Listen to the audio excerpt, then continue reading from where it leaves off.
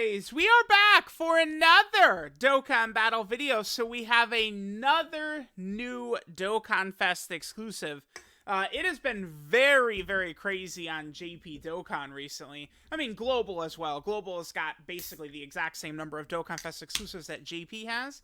It's just Global gets their next one in 2 days, whereas Bardock came out a couple days ago now on JP, right?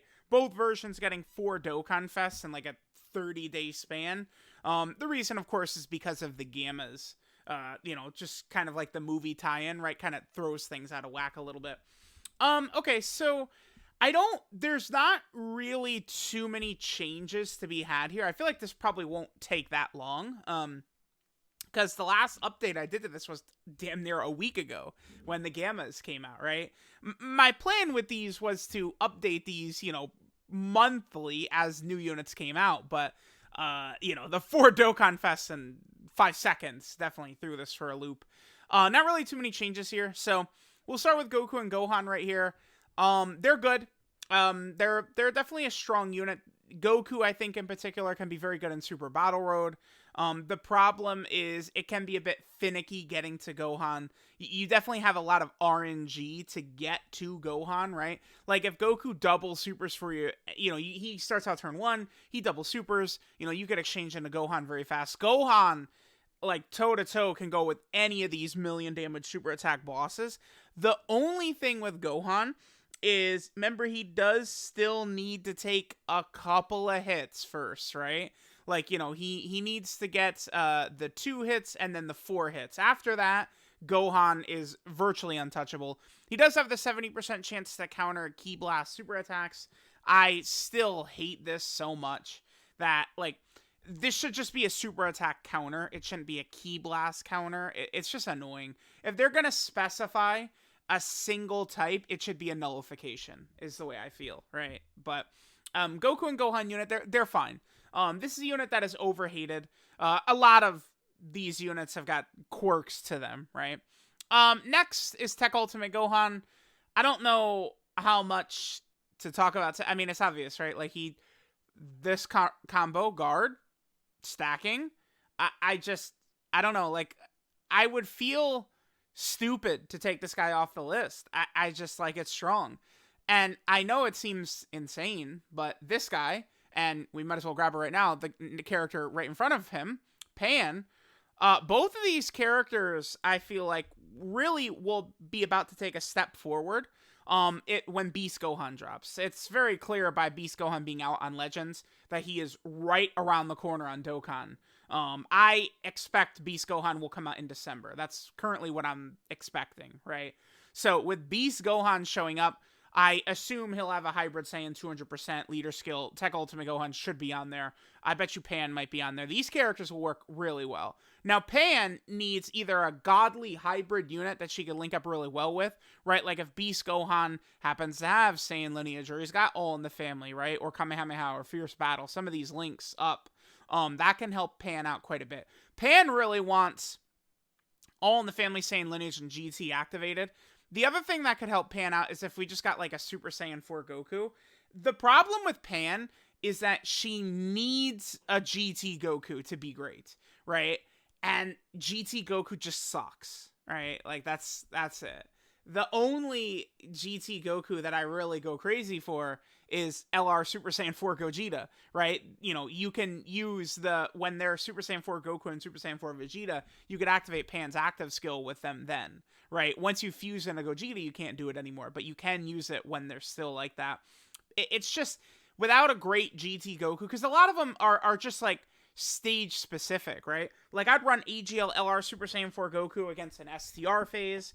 I would run the Int Goku Trunks and Pan LR against a tech boss. But like she needs a Goku that's better than her, right? And I think that would really help her a lot.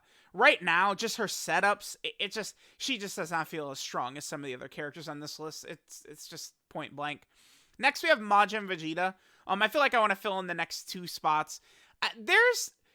So Majin Vegeta and the tech androids, you could potentially talk me into moving Vegeta up right here. You could probably also talk me into moving Tech Gohan above Pan.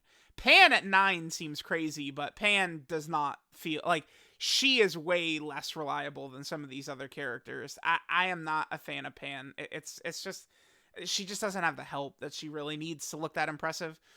Now the androids, right? The reasons they're good is obvious. They have the Ki Blast nullification. They got the Ghost Usher right here, a stronger version of what Pikkon can do. So that's going to be very useful for a while. They are on a couple of good teams now. You can run them on Vegeta and Trunks' team, or you could run them on Gamma 2's team. So LR androids, or not LR, but the tech androids still holding strong. They're good. I was thinking about maybe putting Majin and Vegeta ahead. I could, and it's if someone is going to argue that, I'm not really going to go, like, put on my cape for the androids. These characters feel similar to me. Vegeta is very good. He just needs the Trunks on the team. Just so happens that Trunks is the best unit in the game, LR Vegeta and Trunks. As long as that's the case, this guy is going to be really good. 50% damage reduction with the level of defense he can get up to. This guy's strong. I like him. I do like this Majin Vegeta. He feels very competent to me in the toughest fights in the game, right? Majin Vegeta's good. Again, the androids, we know the things that they could bring to the table. Next, I actually have Ginyu. It is crazy now to look at this. Damn, dude. Ginyu is at 5. Ginyu was like number 1 for the first like 5 iterations I did of this year or something like that. Ginyu's good, right? Heals, dodge, stacking, support.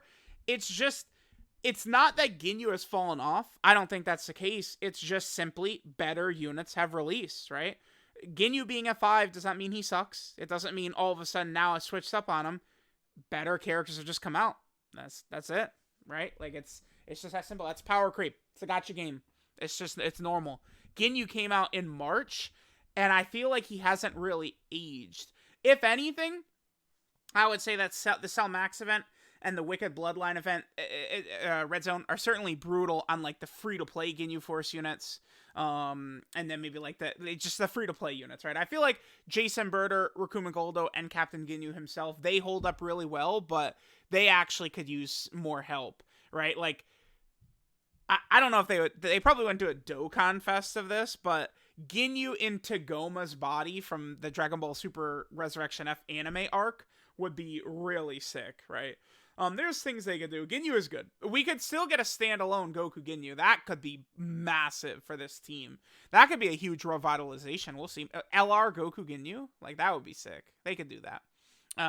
Ginyu's really good, though, right? His team around him certainly has got some cracks in it from some of the recent difficult events, but you could still clear all these stages with the Ginyu Force team, and I have, right? So, all right, so here's where we bring in our boy Bardock. So, Bardock, to me, does feel much better than anticipated from his details. One of the major reasons for this is looking at his info on Twitter when we first saw what he was capable of doing. I did not interpret this to be like STR Vegito and Tech Gogeta, right? But evidently, that's what Dokkan intended for that to be. So this guy, was bugged initially. Then they fixed it. So now what happens is from Bardock's first turn, for the next 5 turns, you get the Scouter. Even on rotations, he's not on.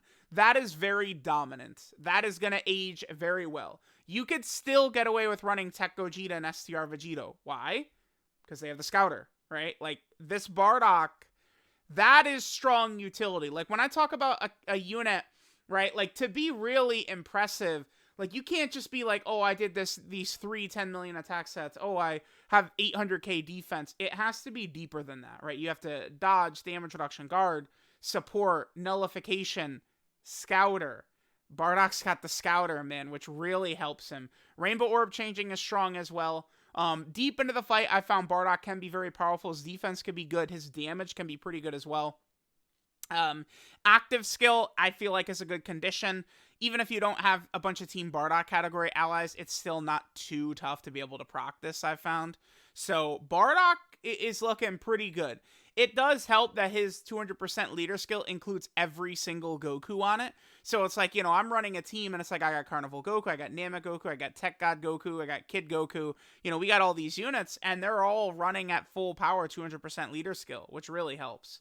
You notice the difference in some of these characters, right? Like Carnival Goku.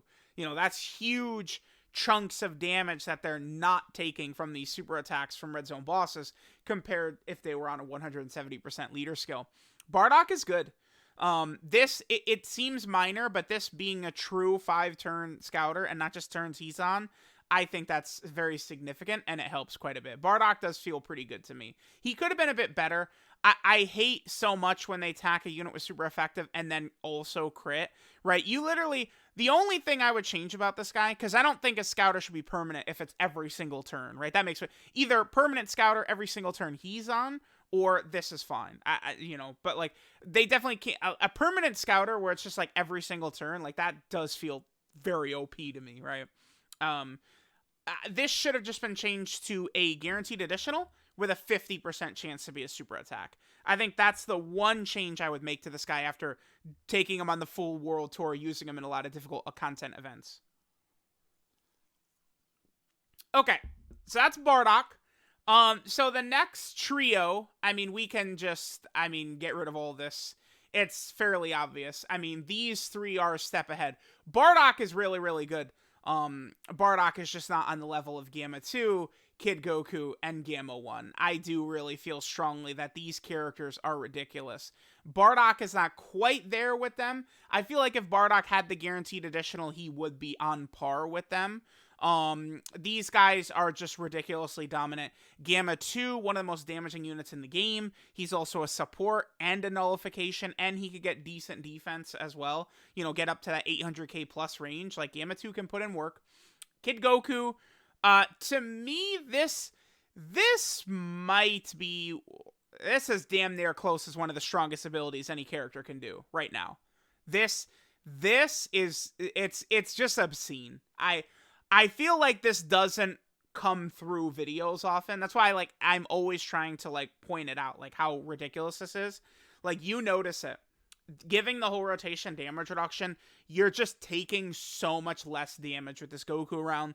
This Goku can also put the team on his back. He could do the triple super, triple 10 million, triple crit, right? He's got the active skill with the really good condition. Kid Goku's just dominant. This is a beast. This is a monster right here. And then Gamma 1 is just like nigh untouchable, right? In order for Gamma 1 to take a ton of damage, he has to get supered by like Red Zone Broly or Red Zone Metal Cooler type disadvantage, with not fully built up, guard not active, right? Like you have to go through like 8 steps in order for Gamma 1 to take a lot of damage. This guy is ridiculous, and he's also supporting. He does have a super attack counter, not as good as Gamma 2's nullification, but super attack counter, I have been able to get that off in a couple of tough fights, right? You could do that in the Metal Cooler core fight in the first phase, or against Int Final Form Cooler in the last phase, right? That is pretty good. So this is what we got right here. I always do like doing these as well. AGL Cell just gets pushed off the list right here. My last tier list that I made, when was this? This is the 22nd. Dude, this is crazy. It's not even 2 weeks since the last one. And I just don't feel much differently, right? You see, the only difference here is Bardock slides in at 4. Like, I haven't moved anything else besides just sliding Bardock in at 4. Nothing has really happened that's changed my minds on these characters too much. No unit has come out that... I guess Kid Goku gets another team on Bardock's team, but like, that's about it. That alone is not enough for me to put him above Gamma 1, right? So I just don't really, I don't see any need to move any of the other characters. I feel good about this. AGL Cell just misses the cut. Resurrection F Blues are like somewhere in there. Like, I don't, how would I do this? Would I go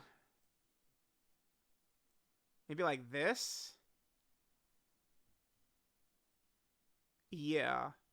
I don't think I would put these guys in A tier.